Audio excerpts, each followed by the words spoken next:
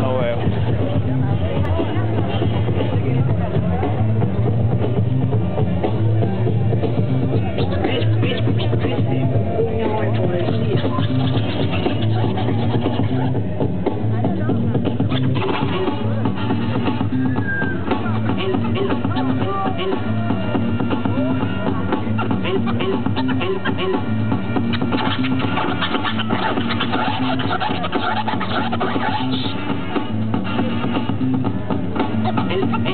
El barrio popular.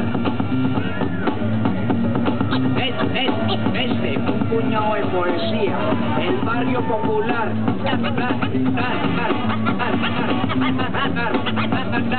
Número 8.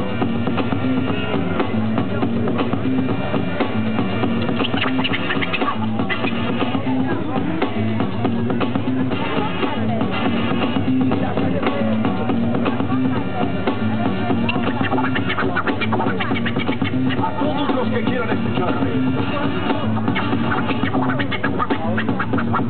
A todos los que quieran escucharme.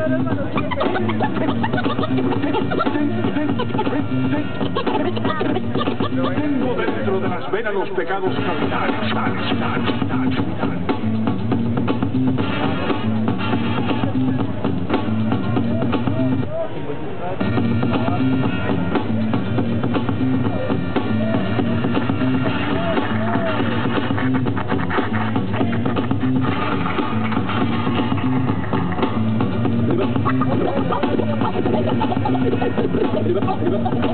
Primero que todo, le damos los agradecimientos por estar con nosotros.